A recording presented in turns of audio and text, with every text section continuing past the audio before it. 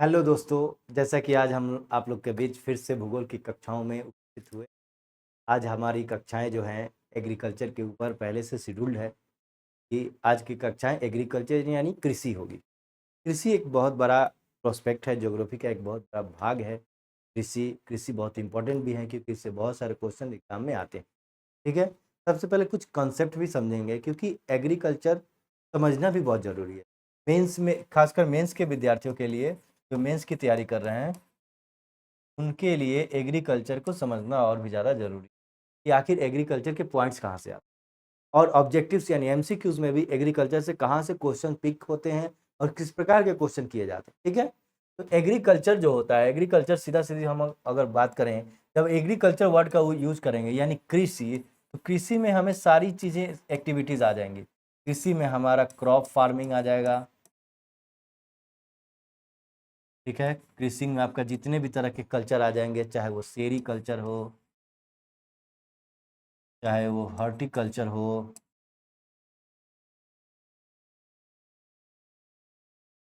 इस तरीके के जितने भी कल्चर आएंगे, बी कीपिंग से लेकर के ये तमाम तरह की चीज़ें जो हैं हम लोग एग्रीकल्चर में देंगे। एग्रीकल्चर एक ह्यूमन बीइंग की एक्टिविटीज़ है, मानव की एक्टिविटी है। हम लोग मानव द्वारा एग्रीकल्चर एक्टिविटीज़ किए जाते हैं। एग्रीकल्चर एक्टिविटीज़ में बहुत सारी चीज़ें शामिल होती हैं।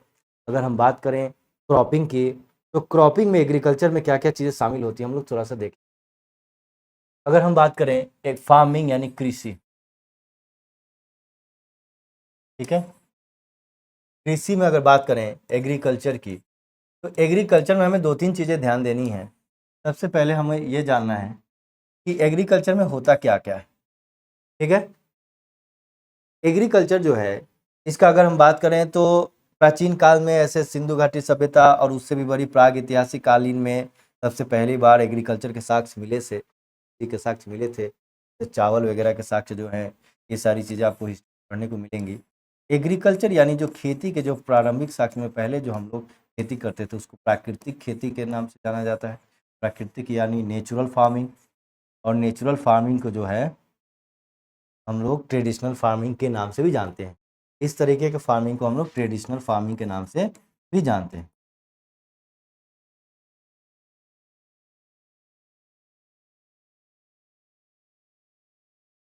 ट्रेडिशनल फार्मिंग, ठीक है। और दूसरी तरफ जो आज के आधुनिक युग में जो हम लोग एग्रीकल्चर करते हैं, तो हम लोग मॉडर्न फार्मिंग के नाम से जानते हैं। मॉडर्न फार्मिंग या एक तरीके से कमर्शियल फार्मिंग भी बोलते हैं। इस तरीके के फार्मिंग में हम लोग नई तकनीक, अब जैसे प्राचीन फार्मिंग की बात करें, कुछ अगर हम आपको बताएं, तो प्राचीन एग्रीकल्चर में हम लोग अलग अलग तरीके से एक्टिविटीज़ करते थे। प्राचीन एग्रीकल्चर में हम लोगों का जो तरीका होता था एग्रीकल्चर का, वो होता था एग्रीकल्चर में हम लोग अलग प्राकृतिक सोर्स का, जैसे अगर हम बात करें सोइंग बीज सीड्स का बोना होता था, तो सीड जो है नेचुरल सीड का यूज करते थे हम लोग, नेचुरल होता था। इरिगेशन के लिए हम लोग रेन पर डिपेंड करते थे। ठीक है, रेन वाटर। फर्टिलाइजर्स का तो यूज ही नहीं, हम लोग मैन्योर्स का यूज करते थे। ये तमाम तरह कटाई बुनाई, ये तमाम तरह की चीज़ें जो हम लोग नेचुरल तरीके से करते हैं। लेकिन जब बात करेंगे मॉडर्न फार्मिंग की, तो मॉडर्न फार्मिंग में हम लोगों को एक नया शब्द जुड़ा है, टेक्नोलॉजी। टेक्नोलॉजी एक नया वर्ड जुड़ा है जो मॉडर्न फार्मिंग में। अब क्या अंतर है इन दोनों के बीच, थोड़ा सा कुछ अंतर देखते हैं। जैसे ट्रेडिशनल फार्मिंग और मॉडर्न फार्मिंग के बीच क्या अंतर। सबसे पहले जानेंगे ट्रेडिशनल फार्मिंग जो होता है, ये पुराने तौर तरीक़ों से की जाती हैं, यानी पुराने इक्विपमेंट द्वारा इस तरीके की फार्मिंग की जाती है। और इसमें जो सीडिंग होता था, cultivation done is by traditional seed.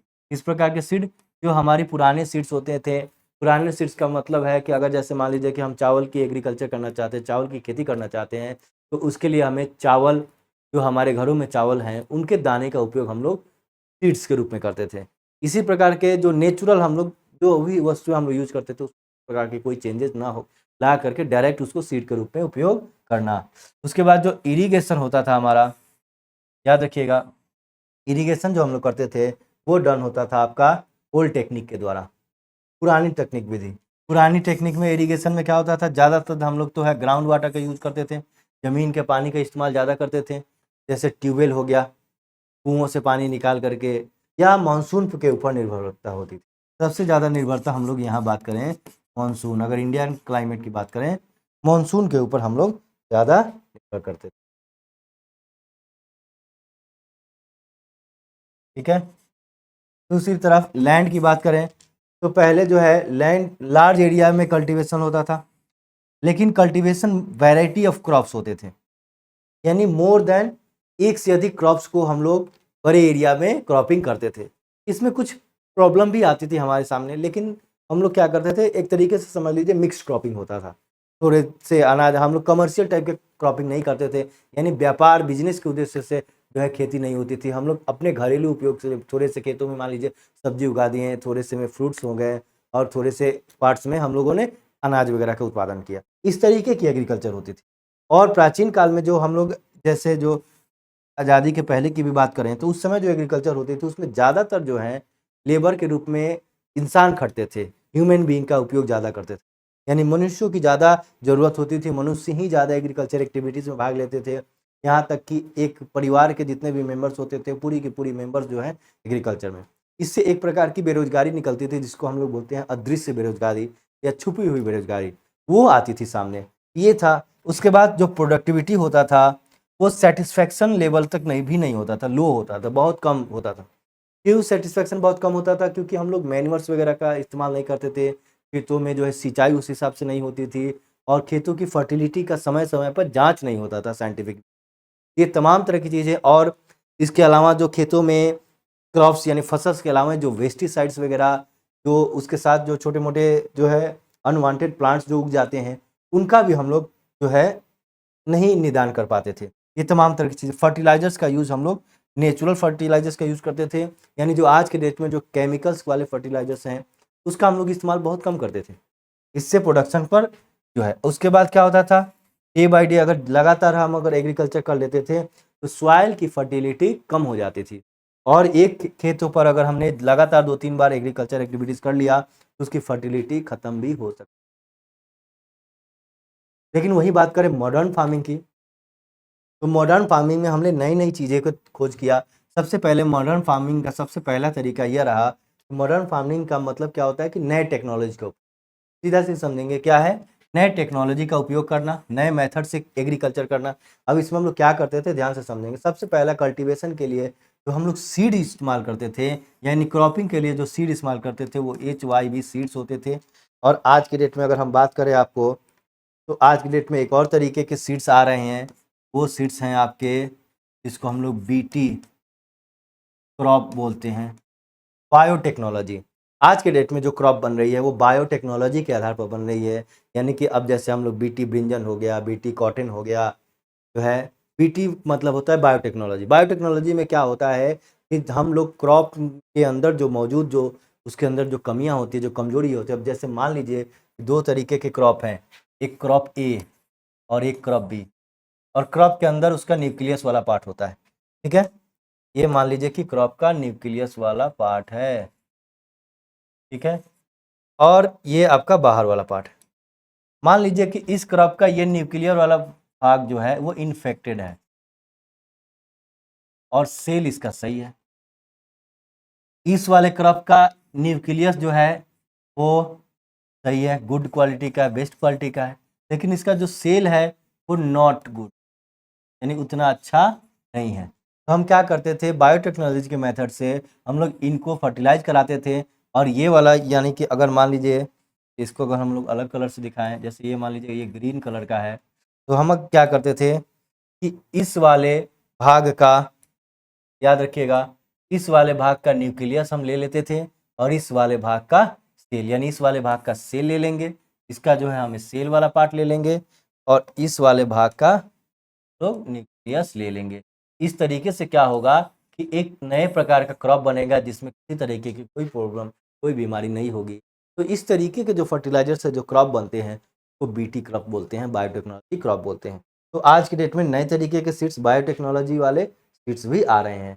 ये सबसे बड़ा मेरिट है। अब ये सीड्स क्या है, ये सीड्स डायरेक्टली जो है वो फर्टिलिटी को बढ़ा दे रहे हैं, यानी कि अब जैसे मान लीजिए कि सीड में प्रोडक्शन लेवल जो है बढ़ जा रहे हैं, इसमें दाने बहुत ज़्यादा सुंदर हो रहे हैं, बड़े हो रहे हैं और बहुत ज़्यादा मात्रा में दाने का उत्पादन हो रहा है। ये तमाम तरह की चीज़ें हैं।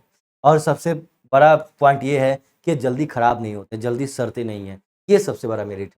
दूसरा है इरिगेशन की बात करें तो मॉडर्न फार्मिंग में जो हम लोग इरिगेशन कर रहे हैं, उसमें इरिगेशन के लिए हम लोग जानते ही हैं आप लोग कि हम लोग तरह-तरह के कैनल बनाए हैं, नहर बनाए हैं, तरह-तरह के हम लोगों ने ट्यूबवेल का अब जो है इस्तेमाल करते हैं। उसके बाद बहुत सारे मेथड जैसे ड्रिप इरिगेशन या ट्यूबवेल का इस्तेमाल, ग्राउंड वाटर का तो इस्तेमाल करते ही हैं।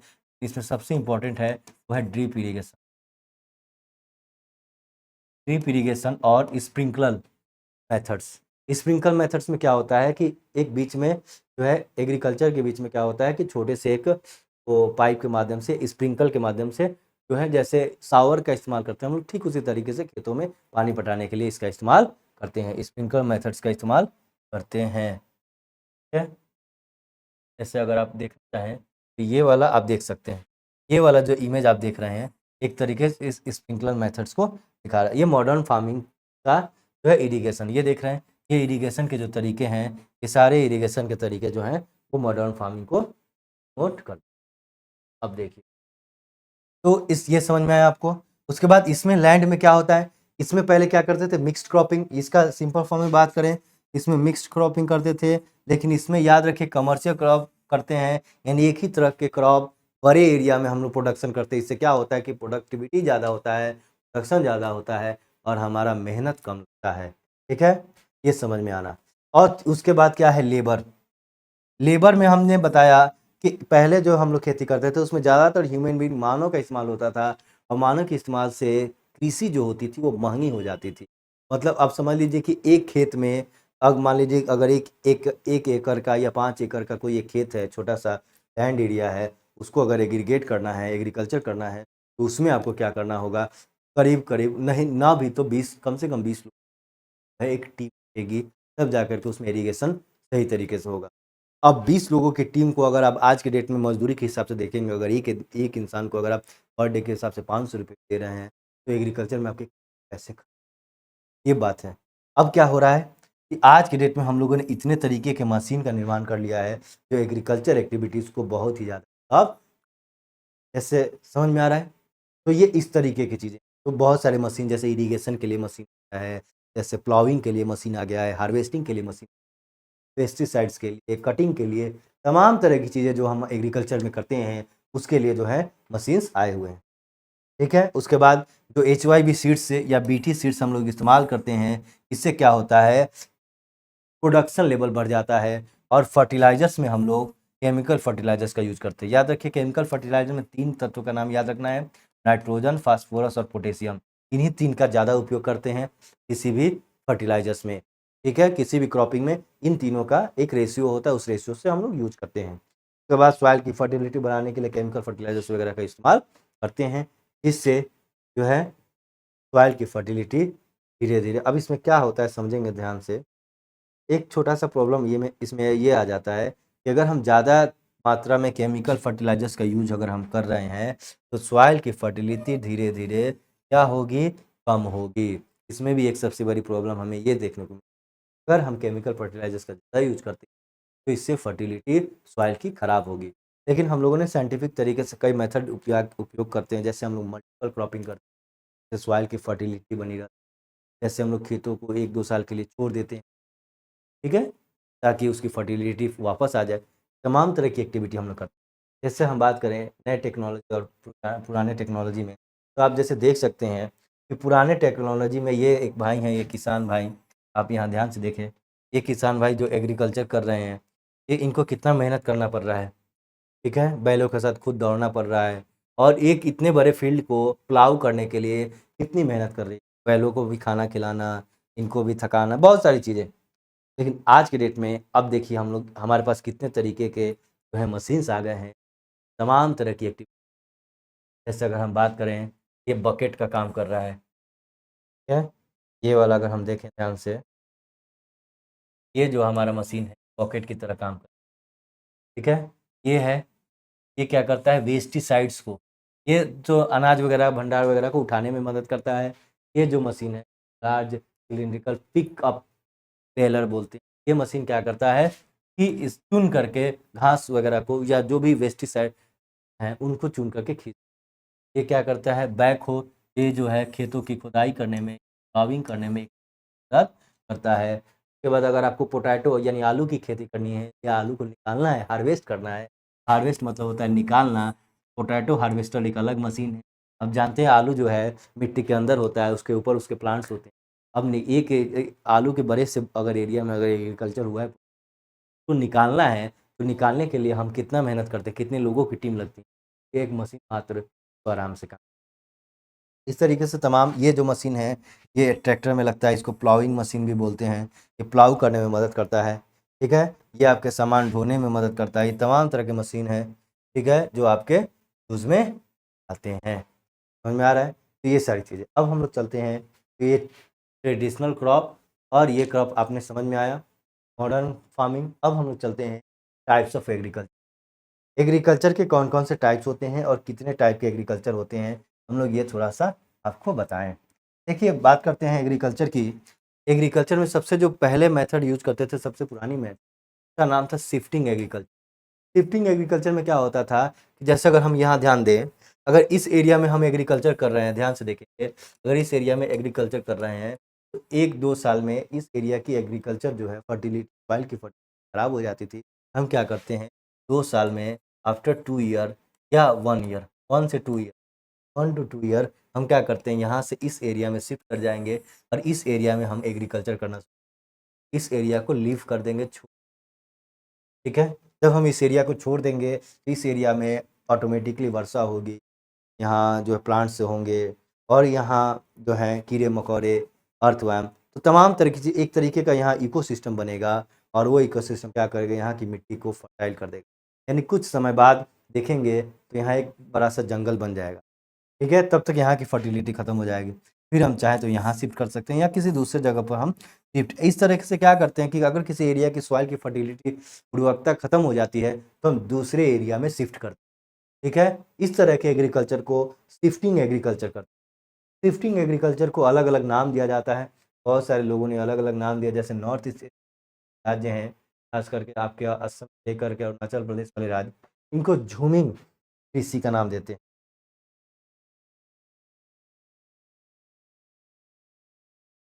एग्रीकल्चर, ठीक है। और इसी एग्रीकल्चर को अमेरिका वगैरह में, कनाडा वगैरह में झूमिंग एग्रीकल्चर, नॉर्थ ईस्ट स्टेट्स के लोग नाम देते हैं। अगर अमेरिका की बात करें तो अमेरिका, यूएसए और कनाडा में है, इसको, इस टेक्निक को हम लोग बोलते हैं स्लैश एंड बर्न। ये याद रखना, जिस एरिया को हम लोग यूज करना होता है उस एरिया को यूज करते हैं, और जिस एरिया को जला देना, क्या करते हैं हम लोग, जंगलों को जला करके एरिया का इस्तेमाल है, स्लैश एंड बर्न टेक्निक। तो पहला टाइप आपको समझ में आया। सेकेंड सेकेंड है subsistence agriculture. Subsistence agriculture farming क्या होता है? सबसिस्टेंस एग्रीकल्चर फार्मिंग में हम लोग इसी तरीके के एग्रीकल्चर करते हैं। इसमें क्या करते हैं कि कुछ जगहों पर हम लोग एग्रीकल्चर करते हैं और कुछ एरिया में हम लोग जो है एनिमल्स वगैरह की हस्बेंड्री वगैरह या ये तमाम तरह की चीज़ें, दूसरे एक्टिविटीज़ भी करते हैं। तो सबसिस्टेंस टाइप ऑफ एग्रीकल्चर। एक इंटेंसिव एग्रीकल्चर। इंटेंसिव एग्रीकल्चर क्या है? सिंपल समझेंगे, इंटेंसिव मतलब ट्रेडिशनल, ठीक है। अभी हमने बात किया ट्रेडिशनल,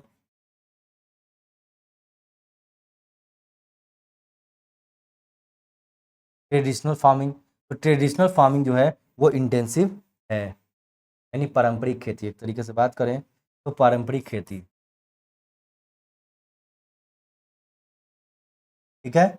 और एक्सटेंसिव एग्रीकल्चर, एक्सटेंसिव जो मॉडर्न, याद रखिएगा, नाम अलग अलग है, काम सेम है। प्लांटेशन में क्या करते हैं? प्लांटेशन को अगर हम बात करें तो इसके लिए एक अलग नाम हम लोग दे सकते हैं, हॉर्टिकल्चर। हॉर्टिकल्चर में क्या होता है? हॉर्टिकल्चर में क्या होता है कि हम इसमें प्लांट्स, चाहे वो वेजिटेबल्स हो या फ्रूट्स हो, वेजिटेबल और फ्रूट्स को क्रॉप की तरह नहीं ग्रो करते हैं कि एक फसल एक सीजन में हमने क्रॉप ग्रो किया, अगले सीजन में उसको कटाई कर ली, इस तरीके का काम नहीं होता है। हम लोग वेजिटेबल्स और फ्रूट्स में क्या होते हैं, एक बड़े से बागवानी बनाते हैं, प्लांट करते हैं, प्लांट इसे, इसमें पौधे तो रहते हैं और पौधे में एक सीजन में फ्रूट्स या वेजिटेबल्स ग्रो करते हैं और तब हम उस फ्रूट्स और वेजिटेबल्स को जो है कलेक्ट कर लेते हैं, फिर प्लांट को हम लोग सेव करते हैं, प्लांट को जो है फर्टिलाइज करते हैं, तो इसको प्लांटेशन हम बोलते हैं। कमर्शियल एग्रीकल्चर में क्या होता है? कमर्शियल एग्रीकल्चर जो है हम लोग बिजनेस टाइप का एग्रीकल्चर कह सकते हैं हम। वैसे एग्रीकल्चर जिसमें हम प्रॉफिट कमाना चाहें, यानी लार्ज एरिया में, ठीक है, मॉडर्न फार्मिंग करते हैं। लार्ज एरिया में मॉडर्न फार्मिंग, लार्ज एरिया में मॉडर्न फार्मिंग, कमर्शियल एग्रीकल्चर मतलब जैसे मान लीजिए कि अगर कॉफ़ी, चाय, कॉटन, शुगर केन, इस तरीके के जो भी जो हैं वस्तुएं हैं, जो भी फूड्स हैं या अन्य क्रॉप्स हैं, इनका अगर हम एग्रीकल्चर कर रहे हैं तो इनका सीधा तरीका है कि ये हमारे फूड यानी खाने के लिए तो ज़रूरी नहीं है, लेकिन ये जो क्रॉप्स हैं वो हमें मदद करेंगे किसमें, कमर्शियल में, यानी बिजनेस में। जैसे कॉटन का अगर हम एग्रीकल्चर कर रहे हैं तो कॉटन से क्लॉथ्स बनते हैं और कपड़े मार्केट में मालूम ही है आपको कितने प्राइस में मिलते हैं। ये तमाम तरह की चीज़ें जो हैं कमर्शियल एग्री। अब चाय है, चाय की खेती जो है वो कमर्शियल फार्मिंग में आती है। कॉफ़ी की खेती कमर्शियल फार्मिंग में आती है। उसके बाद एक होता है मिक्स्ड फार्मिंग। मिक्स्ड फार्मिंग में हम लोग क्या करते हैं, मिक्स्ड फार्मिंग तो आप जानते ही हैं, सिंपल तरीका है। मिक्स्ड फार्मिंग में हम लोग अलग अलग क्रॉप एक ही जो है रेंज में 4 भागों में बांट करके करते हैं। अगर मान लीजिए खेतों के बीच में अगर हम लोग जो है ग्रो करना है कोई सीरियल्स, तो साइड में हम लोग प्लांटेशन भी कर सकते हैं। कभी कभी किसी एरिया में हम लोग जो है कुछ उगा सकते हैं, वेजिटेबल्स उगा सकते हैं। 3 एरिया में एग्रीकल्चर कर लिए, 1 एरिया में वेजिटेबल्स उगा लिए। तो इस तरीके की जो फार्मिंग होगी वो हमारी होगी मिक्स्ड क्रॉपिंग। उसके बाद जो ऑर्गेनिक एग्रीकल्चर होता है, ऑर्गेनिक एग्रीकल्चर मतलब सिंपल समझिए कि वे एग्रीकल्चर जिसमें हम लोग केमिकल फर्टिलाइजर्स का यूज नहीं करें, यानी नेचुरल फर्टिलाइजर्स। याद रखिए, ऑर्गेनिक एग्रीकल्चर का मतलब होता है नेचुरल फर्टिलाइजर्स।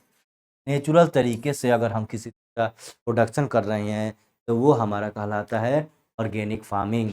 इस तरीके से ये टाइप्स ऑफ फार्मिंग है, टाइप्स ऑफ एग्रीकल्चर है, ये तमाम तरीके की एग्रीकल्चर हम लोग करते हैं, जैसा कि आपको मालूम है। ये प्राचीन काल में चलता था पहले शिफ्टिंग, आज भी थोड़े बहुत होते हैं शिफ्टिंग एग्रीकल्चर, लेकिन आज बहुत कम मात्रा में होता है। अब हम लोग देखते हैं, एक डायग्राम से समझते हैं कि एग्रीकल्चर के कौन कौन से टाइप्स होते हैं, ठीक है, देश के अकॉर्डिंग कौन से देश किस प्रकार के एग्रीकल्चर एक्टिविटी को अपनाता है। अगर हम बात करें कमर्शियल एग्रीकल्चर की, तो डेवलपिंग जो कंट्री है, ध्यान देंगे आप, डेवलपिंग कंट्री और डेवलप कंट्री दोनों के बीच क्या क्या मानसिकताएं हैं, क्या चीज़ें। जो डेवलपिंग कंट्री हैं वो ज़्यादातर सब्सिस्टेंस फार्मिंग करते हैं और कमर्शियल फार्मिंग में वो प्लांटेशन का काम करते हैं। अब सब्सिस्टेंस फार्मिंग में हमने बताया शिफ्टिंग एग्रीकल्चर। शिफ्टिंग मतलब समझ रहे हैं आप लोग, सिंपल तरीका है। शिफ्टिंग एग्रीकल्चर अभी हमने आपको बताया, डिस्कस। शिफ्टिंग एग्रीकल्चर में क्या होता है कि एक जगह से दूसरे जगह फार्मिंग करना। इन लोगों को न्यू टेक्नोलॉजी नहीं मालूम, यानी एक तरीके से ये ट्रेडिशनल फार्मिंग करते हैं। और इसमें क्या है, अब ये देखिए जो है पास्टोरल नोमैडिज्म। नोमैडिज्म का मतलब होता है एक तरीके से समझ लीजिए कि प्राचीन काल में, चाहे पहले के जो आदि मानव जो बंजारे होते थे, ठीक है, जो जनजातियां होती थी, उनको नोमैड्स एक तरीके से कह सकते हैं। तो इन लोगों के द्वारा जिस तरीके की एक्टिविटीज़ की जाती है, एग्रीकल्चर एक्टिविटीज़, उसको हम लोग बोलते हैं, ठीक है।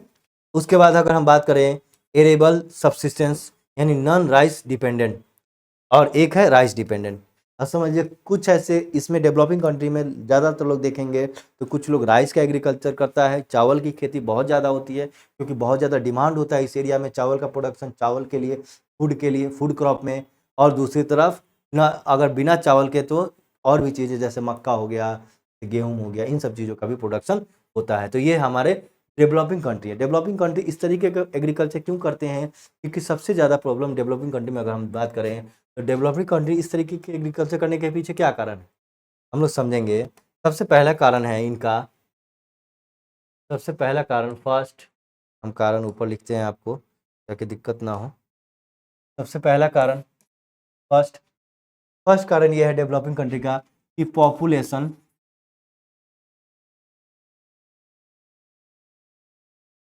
पॉपुलेशन यानी जनसंख्या, जनसंख्या जो होगी वो आपकी ज़्यादा होती है।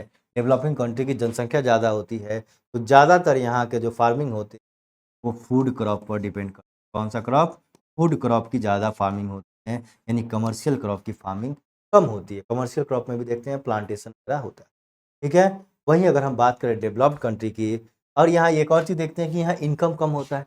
डेवलपिंग कंट्री में जो पीसीआई होता है, पर कैपिटल इनकम, वो भी आपका क्या होता है, कम होता है, लेस होता है, ठीक है। ये चीज़ें याद रखेंगे। अब यहाँ पर ये समझेंगे कि डेवलप्ड कंट्री में क्या प्रॉब्लम है। अब डेवलप्ड कंट्री जो होते हैं वो 3 तरीके की क्रॉप करते हैं। एक क्रॉप तो अनाज फूडर क्रॉप करते हैं, खाने वाले क्रॉप्स, ठीक है, खाने वाले क्रॉप्स में दोनों आ जाते हैं, इसमें हॉर्टिकल्चर, वेजिटेबल, मार्केट, तमाम तरह की चीज़ें आती हैं। और ये तो आपको समझ में आ ही रहा है। मिक्स क्रॉपिंग ये लोग करते हैं। मिक्स क्रॉपिंग हमने बताया आप लोगों को, मिक्स क्रॉपिंग क्या है, एक साथ कई क्रॉपों को एक साथ जो है ग्रो करना। तीसरी चीज़ है, ये लोग एनिमल और डेयरी फार्मिंग का भी बहुत ज़्यादा मात्रा में उपयोग करते हैं। यानी जो डेवलप्ड कंट्री हैं वो देख रहे हैं हर एरिया में क्रॉपिंग करते हैं, यानी एनिमल्स में भी इनका जो है योगदान ज़्यादा होता है। ये पॉइंट्स आपको याद रखने हैं, डेवलप्ड कंट्री और डेवलपिंग कंट्री। डेवलप्ड कंट्री में अब याद रखेंगे एक और चीज़, सबसे कॉमन पॉइंट समझेंगे कि डेवलपिंग जो कंट्री होता है यहाँ पर अनएम्प्लॉयमेंट ज़्यादा होता है, ठीक है। और इस कंट्री में यानी कि डेवलप्ड जो कंट्री होते हैं यहाँ पर याद रखिएगा मॉडर्न फार्मिंग ज़्यादा होता है। हमारे कहने का तात्पर्य ये है कि यहाँ पर लेबर जो है वो लेबर के रूप में ह्यूमन कैपिटल का इस्तेमाल किया जाता है, और यहाँ पर लेबर के रूप में जो है मशीन का, टेक्नोलॉजी का इस्तेमाल किया जाता है। पॉइंट याद रखेंगे, मशीन और टेक्नोलॉजी ज़्यादा इस्तेमाल होगी, उतनी ज़्यादा मात्रा में क्रॉपिंग होगी, उतना कम खर्चा होगा, तो यहाँ के किसान और ज़्यादा डेवलप हो जाते हैं। जैसे कभी कभी आप लोग को न्यूज़ में सुनने को मिलता है कि अमेरिका में जो बड़े बड़े किसान हैं उनके पास बड़ी बड़ी गाड़ियाँ, BMW, बड़े बड़े ट्रक्स, ये तमाम तरह की चीज़ें। भारत में भी कुछ ऐसे राज्य हैं जो बहुत ज़्यादा डेवलप्ड हैं एग्रीकल्चर में, नई नई मशीनें रखे हैं। जैसे पंजाब और हरियाणा की बात करें तो वहाँ कुछ राज्य डेवलप्ड हैं, कुछ बड़े किसान हैं, लेकिन भारत में अभी भी गरीबी है, किसान को लेकर के अभी भी परेशानी। अब हम बात करें टाइप्स ऑफ क्रॉप्स की, तो टाइप्स ऑफ क्रॉप्स अगर हम बात करें तो क्रॉप्स को अगर हम देखें तो 3 तरीके के क्रॉप होते हैं। तो खास करके मल्टीपल क्रॉपिंग की बात करें, अगर हम बात करें मल्टीपल क्रॉपिंग की,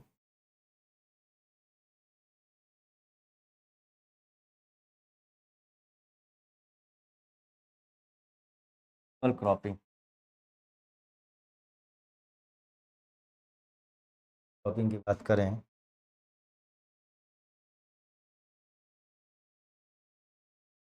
मल्टीपल क्रॉपिंग में 3 तरीके की क्रॉपिंग होती है।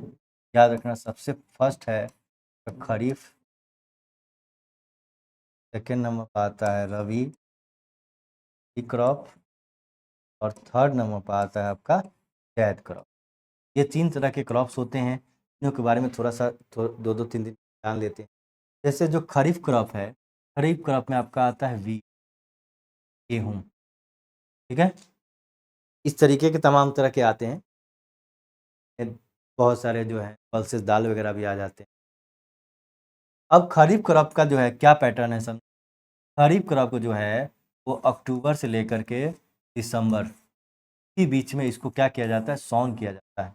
याद रखना है, अक्टूबर से दिसंबर में है इनकी बुआई होती है, सबसे पहला पॉइंट। दूसरा पॉइंट, इनको जो है जब ये पकने लगते हैं, यानी जब ये रीप होते हैं तो इनको हाई टेम्परेचर चाहिए। स्टार्टिंग में तो लो टेम्परेचर चाहिए, यानी टेम्परेचर इनको चाहिए 21 डिग्री से करके 25 डिग्री तक, ठीक है। स्टार्टिंग में कम चाहिए, स्टार्टिंग में लो टेम्परेचर, आगे जा कर के हाई टेम्परेचर। जब ये पकने लगते हैं मार्च अप्रैल तक तो हाई टेम्परेचर चाहिए। इनको वाटर इरिगेशन के लिए पानी कम से कम चाहिए, है 75 टू 100 सेंटीमीटर वाटर चाहिए इरिगेशन के, ठीक है। और ज़्यादातर इनके क्रॉप जो हैं अलग अलग राज्यों में अलग अलग तरीके के होते हैं, ठीक है। वहीं बात करें रबी क्रॉप्स की, तो रबी क्रॉप को जो है हम लोग रबी क्रॉप को जो है अप्रैल जून जुलाई में, ठीक है। रबी क्रॉप को आप मई से जून को सोन करते हैं, होते हैं, और इसकी कटाई हम लोग कर लेते हैं सितंबर अक्टूबर तक, इसकी कटाई कर लेते हैं, सितंबर अक्टूबर में हार्वेस्ट कर लेते हैं। ये याद रखना है आपको। और जायद क्रॉप जो है एक तरीके से ये कमर्शियल क्रॉप है, ये लगभग सालों भर, ऑल ईयर, सालों भर जब एग्रीकल्चर एक्टिविटी, जब फील्ड खाली होगा तब ये सब एग्रीकल्चर नॉर्मल तरीके से है जायद क्रॉपिंग की। जायद क्रॉप में आप वहाँ अगर बात करें तो वेजिटेबल्स एंड फ्रूट आते हैं, याद रखिएगा आप लोग, ठीक है। तो ये तमाम तरह की चीज़ें हैं। तो इसके लिए अब ये क्या है, इसके लिए याद चाहिए, इसमें अगर हम राइस से होता है, इसमें टेम्परेचर जो है 150 सेंटीमीटर से ज़्यादा वाटर चाहिए, टेम्परेचर जो है 25 डिग्री से ज़्यादा चाहिए। ये तमाम तरीके यानी ज़्यादा टेम्परेचर भी चाहिए और रेनफॉल भी चाहिए, तब जाके रबी क्रॉप्स ग्रो करते हैं। अब हम बात करें रबी क्रॉप्स और खरीफ क्रॉप के, तो एग्जाम्पल्स जो हैं आपको हम यहाँ पर लाए हैं आपके लिए, आपको याद करने हैं, इम्पोर्टेंट है। जैसे ये खरीफ क्रॉप के हम कुछ लाए हैं। खरीफ क्रॉप में आपके कौन कौन से आते हैं? पैडी आ गया, ठीक है यहाँ पर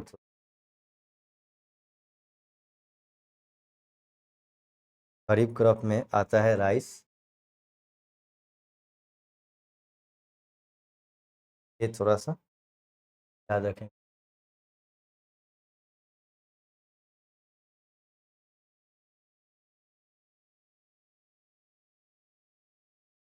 और इसको फर्स्ट लिख लीजिए और सेकंड। खरीफ में आपका राइस आ जाएगा, हाँ, बाकी सारी चीज़ें, ठीक है।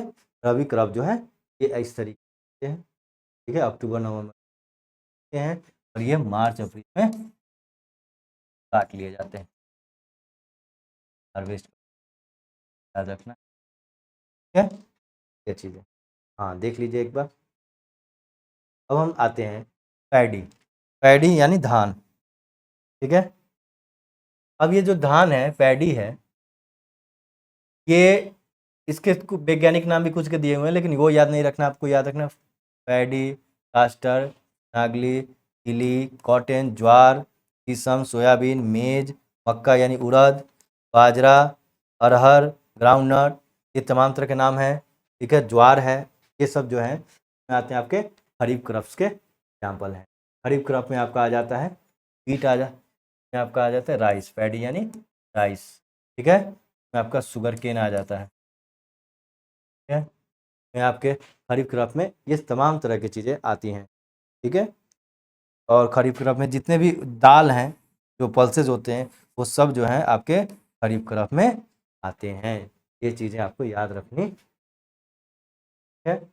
अब आते हैं कुछ रिवोल्यूशंस पे आते हैं। एग्रीकल्चर से जुड़े हुए कुछ रिवॉल्यूशन हुए हैं, वो रिवॉल्यूशन कौन कौन से हैं, कब हुए, क्या हुए, इसके बारे में थोड़ा सा डिटेल जानने की कोशिश करते हैं। चलिए तो हम लोग शुरू करते हैं कुछ रिवॉल्यूशन। जैसे फर्स्ट जो हमारा रिवॉल्यूशन हुआ था, वो रिवॉल्यूशन की बात करें तो हमारा पहला रिवॉल्यूशन था, वो था ग्रीन रिवॉल्यूशन। फर्स्ट रिवॉल्यूशन हमारा जो है वो ग्रीन रिवॉल्यूशन। ग्रीन रिवॉल्यूशन जो है 1960 के बीच हुआ था। ये एम.एस. स्वामीनाथन ने किया था।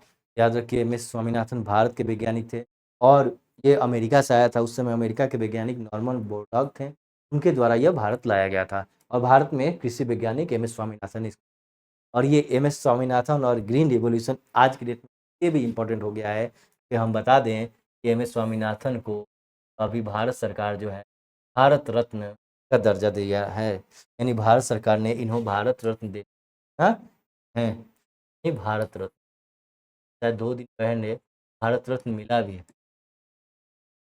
है, भारत रत्न मिला है, तो इसीलिए ये चर्चा में भी हैं। और याद भी रखना है फूड ग्रेन्स प्रोडक्शन के लिए हुआ था ग्रीन रिवोल्यूशन 1967। ग्रीन रिवोल्यूशन के बारे में थोड़ा सा डिटेल हम जानते हैं, आपको बताते हैं क्या है कैसे है।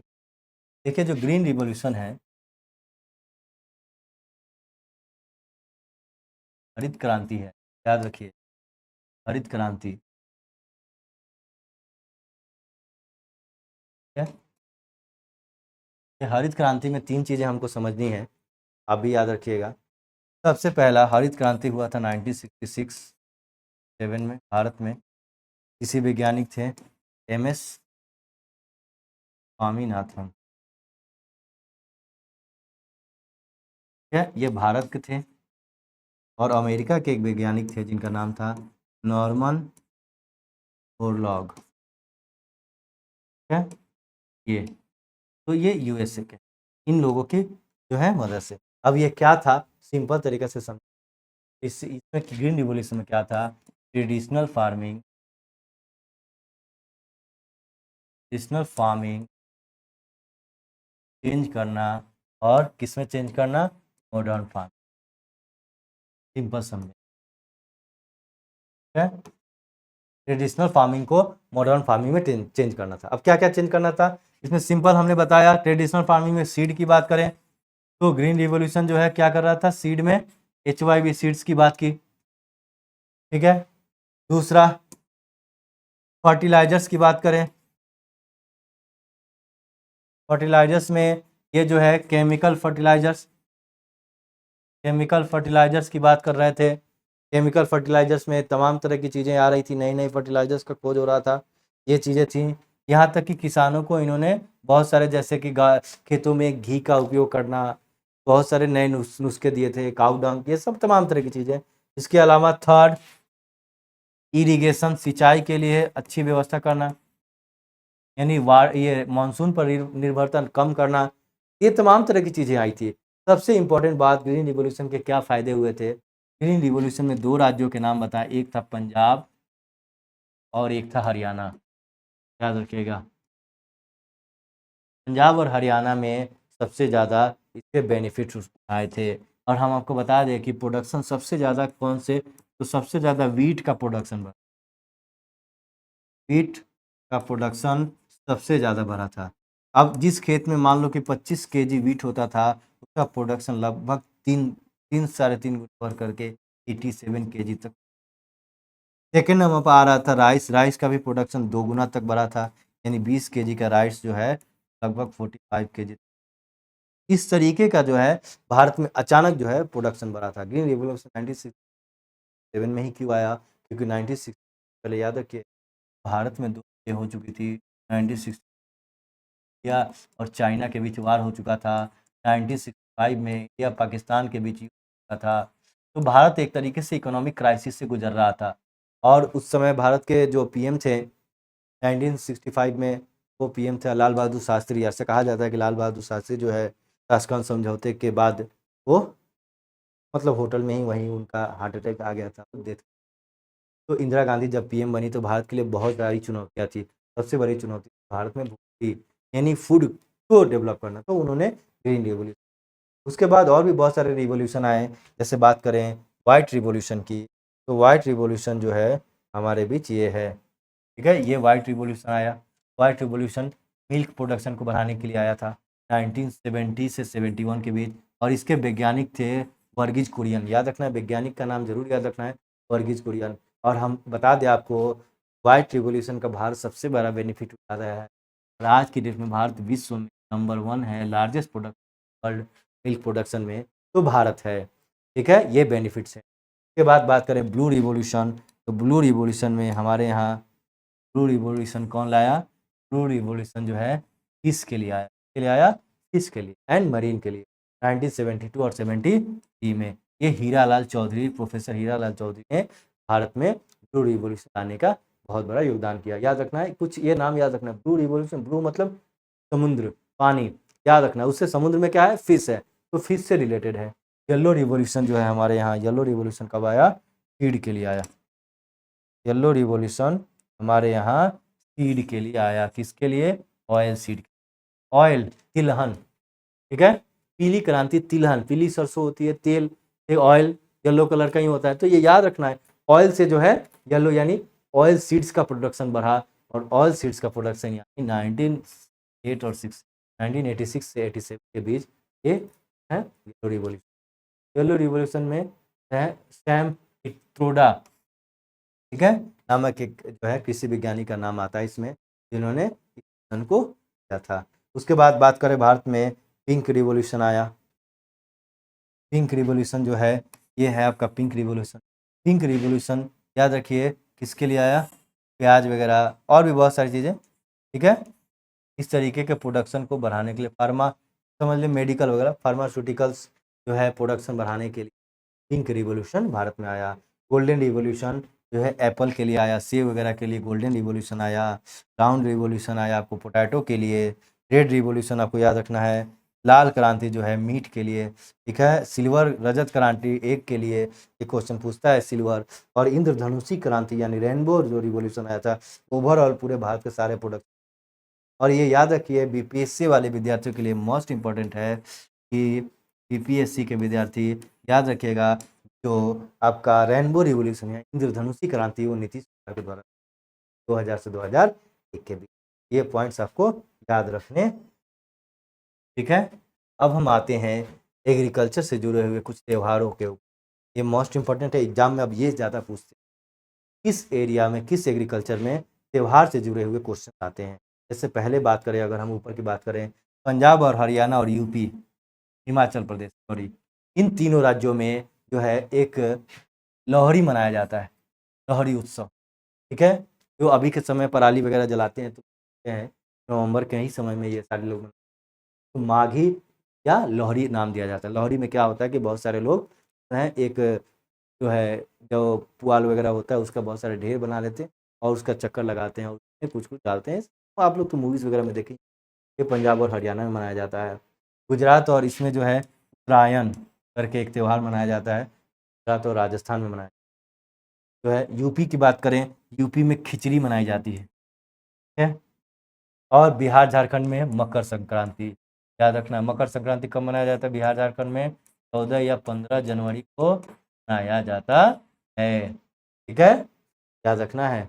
अब असम की बात करें, तो असम में मार्च में एक बिहू मनाया जाता है, जब फसल की कटाई होती, मार्च में असम में बिहू मनाया जाता है। वेस्ट बंगाल की बात करें तो पौष संक्रांति मनाई जाती है वेस्ट बंगाल में। उड़ीसा में सेम मकर संक्रांति मनाई जाती है, ठीक है। पेड़ा पांड्युआ आंध्र प्रदेश में एक त्यौहार मनाया जाता है, पेड़ा पांडुआ। सबसे इम्पोर्टेंट, तमिलनाडु में इस समय पोंगल का त्यौहार मनाया जाता है। और इधर बात करें केरला में मकारा जो है त्यौहार मनाया जाता है। और मकारा त्यौहार कर्नाटक में भी मनाया जाता है। केरला में मकारा बेलाकू और कर्नाटक में मकारा संकरमाना, ये त्यौहार मनाए जाते हैं। और एमपी वगैरह में, महाराष्ट्र वगैरह में मकर संक्रांति मनाए जाते हैं। किन किन राज्यों में? महाराष्ट्र, मध्य प्रदेश, बिहार, उड़ीसा, इन सब राज्यों में मकर संक्रांति मनाई जाती है। ये सारे के सारे जम्मू कश्मीर, याद रखिएगा, सूर्य संक्रांत मनाए जाते हैं। तो ये जितने भी फेस्टिवल्स थे, ये एग्रीकल्चर से रिलेटेड, और ये क्वेश्चन में कभी कभी आ जाते हैं, एग्रीकल्चर से रिलेटेड कौन कौन से। अब आपके बीच कुछ इंपॉर्टेंट फैक्ट्स रखे हैं, लाए हैं आपके बीच, जो नए 2024 के हैं।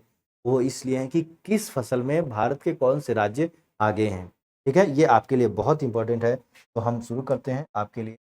हाँ?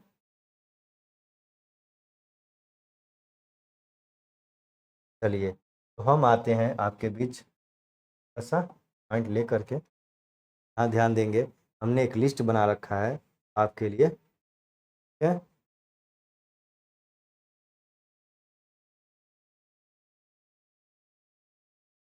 अब यहाँ आपको यहाँ पर कुछ राज्यों के नाम दिखाई दे रहे हैं, जो फूड ग्रेन्स में कौन से राज्य टॉप पर हैं। ये जो है हमने ये कहाँ से लिया है? ये भारत का वेबसाइट से लिया है, ठीक है। स्पेस इंडिया ब्यूरो पीआईबी की रिपोर्ट 2023-24 की रिपोर्ट है, जो अब तक की तत्काल रिपोर्ट है। अब अगर इसके में अगर हम बात करें, इसमें अगर हम बात करें तो फूड ग्रेन की बात करें, सबसे पहले अगर हम बात करें राइस की, तो राइस में आप याद रखिए, राइस में अब तक हम लोगों ने रटते आ रहे हैं कि वेस्ट बंगाल नंबर 1 पर है, लेकिन याद रखिए अब ये चेंज हो चुका है। राइस में नंबर 1 पर जो राज्य है वो है तेलंगाना है, नंबर 2 पर यूपी और नंबर 3 पर वेस्ट बंगाल है। इन तीनों राज्यों का प्रोडक्शन आप देख सकते हैं, इस हिसाब से है। ये याद करने की ज़रूरत नहीं है, इसकी आपकी कोई आवश्यकता नहीं है, ये आप याद रखिए। यानी कि वीट में कौन आगे है? वीट में कौन आगे है जी? तेलंगाना। ये राइस में, सॉरी, राइस में तेलंगाना है। अगर हम बात करें वीट की, तो वीट में सबसे ज़्यादा आगे, वीट की गेहूं में तो यूपी नंबर 1 है ही, नंबर 1 यूपी है, नंबर 2 यूपी है और नंबर 3 पंजाब है, ठीक है। अगर बात करें यूनिट एरिया में, पंजाब नंबर 1 पर आता है, क्योंकि पंजाब का एरिया बहुत छोटा है और उस एरिया में सबसे ज़्यादा प्रोडक्शन, देखिए यहाँ पर दिया ही है परसेंटेज जो है। परसेंटेज की बात करें तो पंजाब में सबसे ज़्यादा परसेंटेज है। और यहाँ भी याद रखिए कि राइस में भी परसेंटेज की बात करें, चावल के अगर परसेंटेज की बात करेंगे तो परसेंटेज में जो है वेस्ट बंगाल है, लेकिन ओवरऑल अगर हम बात करेंगे तो किसका है? ये याद रखना है, प्रोडक्शन की, ठीक है, percentage share of production all state, ठीक है, ये याद रखना है। अगर हम बात करें जो है मेज की। मक्का, मक्का की बात करें तो मक्का में नंबर 1 पर आता है आपका कर्नाटक, नंबर 2 पर बिहार और नंबर 3 पर मध्य प्रदेश। बिहार वाले लोग याद रखिए, नंबर 2 पे मक्का में बिहार है। ठीक है, उसके बाद आता है आपका टोटल जितने भी अनाज हैं, टोटल नॉर्मल जो भी सीरियल्स आते हैं, जो खास करके मोटे अनाज, यहाँ याद रखिए न्यूट्री का मतलब मोटे अनाज जो होते हैं, जैसे बाजरा वगैरह, तो मोटे अनाज में नंबर 1 पर राजस्थान चलता है, नंबर 2 पर कर्नाटक और नंबर 3 पर मध्य प्रदेश। ये भी आप देखते रहिएगा आंकड़े, ये भी आंकड़े आपके लिए बहुत ज़्यादा इम्पोर्टेंट हैं। ठीक है, अब अगर हम बात करें और नीचे जाएं, और कौन कौन सा आपके लिए सबसे ज़्यादा इम्पोर्टेंट है, एक पॉइंट में बता दें। चना, चना की बात करें, इसको याद मत रखिए। चना ग्राम की बात करें तो चना में सबसे ज़्यादा इम्पोर्टेंट, चना सबसे ज़्यादा मध्य प्रदेश में होता है, महाराष्ट्र में और उसके बाद राजस्थान। टोटल दाल की बात करें, दाल की जब भी बात आएगी तो आंख मूंद करके मारिए मध्य प्रदेश। दाल में सबसे ज़्यादा प्रोडक्शन मध्य प्रदेश का है, उसके बाद महाराष्ट्र का, उसके बाद राजस्थान। लेकिन जब अगर हम यूनिट एरिया की बात करें तो इसमें ज़्यादा आता है आपका राजस्थान। राजस्थान के कम एरिया में ज़्यादा प्रोडक्ट, याद रखना है आपको, इन ऐसे ये पॉइंट याद रखना है। ठीक है, टोटल फूड ग्रेड में बात करें, यूपी नंबर 1 पर है, एमपी नंबर 2 पर है, पंजाब नंबर 3 पर है। अगर हम बात करें ऑयल सीड्स के, ऑयल सीड्स में कौन कौन आगे हैं, ये नाम आपको याद रखने। अब आ जाइए ऑयल सीड्स। ठीक है, ऑयल सीड्स में बात करें ग्राउंड नट की, तो ग्राउंड नट में नंबर 1 पर है गुजरात, पर है राजस्थान और नंबर है मध्य प्रदेश। ठीक है, मस्टर्ड ऑयल या रैप सीड्स, मस्टर्ड ऑयल जो होता है आपका वो सरसों का तेल, तो सरसों के तेल में अगर हम बात करें तो उसमें नंबर 1 पर है राजस्थान। चौंकाने वाली बात है, ध्यान दीजिए, मस्टर्ड ऑयल में नंबर 1 है राजस्थान, नंबर 3 पर है मध्य प्रदेश। यहाँ देखेंगे तो सबसे ज़्यादा है, ठीक है, पर एरिया परसेंटेज में मध्य प्रदेश का ज़्यादा है। ठीक है, इसके बाद सोयाबीन, सनफ्लावर, ये याद मत रखिए। शुगर केन का एक इम्पॉर्टेंट है, शुगर केन का पूछ देता है, शुगर केन में नंबर 1 यूपी। ये जो है घटते बढ़ते रहे हैं, कभी यूपी ऊपर आ जाता है, कभी महाराष्ट्र, ये हमेशा एक जो है इम्पोर्टेंट है, आपको याद रखना है, महाराष्ट्र और यूपी ऊपर नीचे ये हैं। ठीक है, इसके बाद आपका बच जाता है कॉटन की बात करें, कॉटन में तो आप जानते ही हैं, कॉटन की बात करें और जूट, तो कॉटन में अगर हम बात करें, कॉटन में सबसे ज़्यादा गुजरात, उसके बाद महाराष्ट्र। ठीक है, और जूट की बात करें तो जूट में आपका आता है वेस्ट बंगाल। ये पॉइंट्स आपको याद रखने हैं, ये सारे राज्य ऐसे। अब अगर हम बात करें वर्ल्ड लेवल पर, विश्व लेवल पर कौन कौन से देश इसमें सबसे ज़्यादा डेवलप्ड हैं, लेवल की बात करें, विश्व में कौन कौन से देशों में ज़्यादा प्रोडक्शन होता है इस तरह के फसल का, इसका भी लिस्ट हम आपके लिए लाए हैं। अगर आप चाहें तो इसको कर लें, नोट डाउन कर लें। ठीक है, कुछ अनाज के नाम हमने,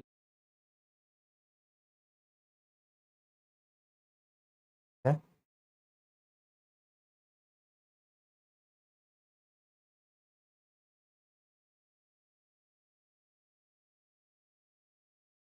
हाँ जी। अब बात करें वर्ल्ड लेवल पर, तो वर्ल्ड लेवल पर अगर हम बात करें, मक्का की बात करें, ये सब तो मत याद रखिए, इसका कोई उतना ही, बार्ले का देख सकते हैं, बार्ले में 1 नंबर रसी। अगर हम बात करें मक्का की, तो मक्का में 1 नंबर पर है अमेरिका, 2 नंबर पर है चाइना, 3 नंबर पर है ब्राज़ील। यानी मक्का का सबसे ज़्यादा उत्पादन जिस राज्य, जिस मतलब देश में होता है वो है अमेरिका। ठीक है, उसके बाद बात करें मिलेट्स की, तो मिलेट्स में भारत है। याद रखिए, भारत ने वर्ष, याद रखिए, ये आपसे क्वेश्चन पूछता है, मिलेट्स से जुड़े हुए 2 क्वेश्चन आपको याद रखने हैं। सबसे पहला क्या, भारत ने मिलेट्स कब मनाया था, 2018 को जो है भारत ने मिलेट्स डे मनाया था। और 2023 ने में अमेरिका ने यानी कि यूएनओ ने जो है 2023 को इंटरनेशनल मिलेट्स ईयर घोषित किया है। ये याद रखना है, मिलेट्स के लिए बहुत इंपॉर्टेंट है। तो मिलेट्स में नंबर 1 पर कौन है, भारत है, 2 नंबर नाइजर, 3 नंबर चाइना। ठीक है, इसके बाद पैडी, राइस की बात करें, चावल की बात करें, चावल में चाइना है, 2nd नंबर पर इंडिया है। याद रखिए, चावल में इंडिया 2 नंबर पर है। ठीक है, ये पॉइंट्स आपको याद रखने हैं। के बाद अगर हम बात करें कुछ और राज्यों की बात करें, वीट की बात करें, तो गेहूं में आप देख सकते हैं कि चाइना नंबर 1 पर है, इंडिया। गेहूं और चावल दोनों में चाइना नंबर 1 पर है और 2 नंबर पर है इंडिया। और भी कुछ क्रॉप्स की बात करें, अगर हम दिखाएं आपको, वेजिटेबल्स की बात करें तो वेजिटेबल ऑनियन की बात करें तो प्याज में भारत नंबर 1 है, ड्राई बीन्स में भारत नंबर 1 है, ठीक है, याद रखना। पल्सेस दाल में, ये इंपॉर्टेंट है, दाल में भारत नंबर 1 पर चल रहा है, ठीक है। कॉलीफ्लावर में चाइना नंबर 1 में, कहीं ना कहीं भारत देखिए नंबर 1 या नंबर 2 पे है। अगर ऑप्शन में 2 ऑप्शन आता है, नंबर 1 या 2 और 3 4 चाहे कोई भी आए, तो आप 2 एंड 2 में हैं, देखिए, ठीक है। टॉप 2 में तो इंडिया है ही, तो आपको थोड़ा सा दिमाग लगाएंगे तो आ जाएगा। पोटैटो में जैसे इंडिया 2 नंबर पर है, चाइना 1 नंबर पर है, दाल में इंडिया 1 नंबर पर है, जो है याद रखना है ये पॉइंट्स, ठीक है। और ये सब तो याद नहीं रखने 5 देश वगैरह के। जिंजर की बात करें, अदरक में इंडिया जो है 1 नंबर पर, ओनियन में इंडिया 2 नंबर पर है, देख लीजिए, ओनियन में इंडिया 1 नंबर पर, सॉरी, ओनियन में, प्याज में और जिंजर में, प्याज और अदरक भारत में सबसे ज़्यादा उत्पादन होता है पूरे विश्व की बात करें। और अभी भी प्याज महंगा है, यहाँ दिल्ली में प्याज के जो है दाम अभी बढ़े हुए हैं, ठीक है, कोई बात नहीं। तो आप यहाँ देखेंगे अदरक में भी भारत नंबर 1 पर है। उसके बाद अगर और भी कुछ इंपॉर्टेंट है, स्वीट पोटैटो में चाइना है, ठीक है। टोमेटो की बात करें, टमाटर में इंडिया 2 नंबर पर है, शीशम में इंडिया जो है, सेसमा में इंडिया 2 नंबर पे है। और बात करें ओकरा में इंडिया 1। कुछ फ्रूट्स की बात करें, जो है सब्जियों की बात करें, सब्जियों में कौन कौन से आते हैं एक बार देख लीजिए आप लोग। एप्रिकॉट, एप्रिकॉट वो छोटे तरीके के, एक तरीके से वो एक तरीके से फ्रूट्स हैं जो कि मीठे होते हैं और हल्के से खट्टे टाइप के लगते हैं, ये थोड़े से छोटे साइज़ के होते हैं, ई की तरह ही लगते हैं ये भी। एप्रिकॉट में टर्की आगे है। और भी यहाँ बनाना में देखिए, बनाना में इंडिया है, मैंगो जो है, गुआवा, मैंगोस्टीन, इन तीनों में इंडिया नंबर 1 पर है। इंडिया को याद रखिएगा, ये सारे पॉइंट्स आप लोग लिखते जाइए। अगर बनाना की बात करेंगे, मैंगो में कौन 2 4 10 फ्रूट्स के नाम याद कर लीजिए, इसमें इंडिया आगे है। जैसे बनाना में नंबर 1 पर है, मैंगो में नंबर 1 पर है, पपाया में इंडिया नंबर 1 पर है, ग्रेप्स में चाइना नंबर 1, ठीक है। ऑरेंज में नंबर 2, एप्पल पे, एप्पल में इंडिया का स्थान 5वें नंबर पर है, देख लीजिए। सेब में इंडिया वर्ल्ड में 5th largest production of the Apple है। लेमन की बात करें तो इंडिया 1 नंबर पर आता है। ये तमाम तरह की चीज़ें हैं, लिस्ट आपको याद रखना है, ये हमने आपके लिए लिस्ट बना रखा है, तो आपको याद कर लेना है। अगर हम बात करें दूध की, मिल्क प्रोडक्शन में, तो ओवरऑल मिल्क प्रोडक्शन में इंडिया नंबर 1 पर है, हमने आपको बताया था। और वाइट रिवॉल्यूशन इंडिया में चला था। और इंडिया में जैसे कि काऊ का मिल्क, बोफाइलो का मिल्क और गॉट, इन तीनों मिल्क सबसे ज़्यादा प्रोडक्शन होता है, सबसे ज़्यादा फर्स्ट नंबर पर है, ठीक है। और बात करें कि कैमल मिल्क के और सीप के मिल्क के, तो उसमें इंडिया का नाम नहीं है। इंडिया में कैमल वगैरह, सीप सबसे ज़्यादा चाइना में पाए जाते हैं, तो चाइना में सीप के मिल्क पाए जाते हैं।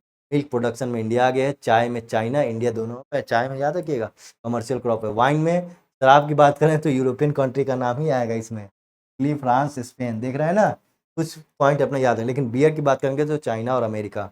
सबसे लार्जेस्ट मीट प्रोडक्शन स्टेट कौन सा है देश, मीट प्रोडक्शन में बात करें, चिकन का प्रोडक्शन चाइना, ये अमेरिका करता है। और बीफ कैमल का प्रोडक्शन सूडान में, सूडान के लोग कैमल, प्रोफाइलो इंडिया में है, हॉर्स चाइना में है, ये याद रखना है, बस उतना ज़्यादा याद मत कीजिए।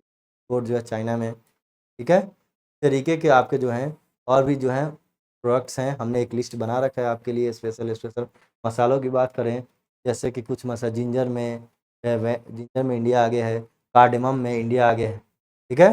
तो ये हमारा आज का जो है लिस्ट रहा। आज हम आपके बीच तमाम तरह की चीज़ें लेकर के आए, फिर मिलते हैं हम लोग। तो जैसा कि आज हमने एग्रीकल्चर में भारत और विश्व के लेवल के एग्रीकल्चर किए हैं, विश्व में किस तरीके के एग्रीकल्चर के प्रोडक्शन में कौन सा देश आगे है, कौन सा देश पीछे है, एक तमाम लिस्ट, एक बड़ी लिस्ट हमने आपके सामने स्क्रीन पर रखा।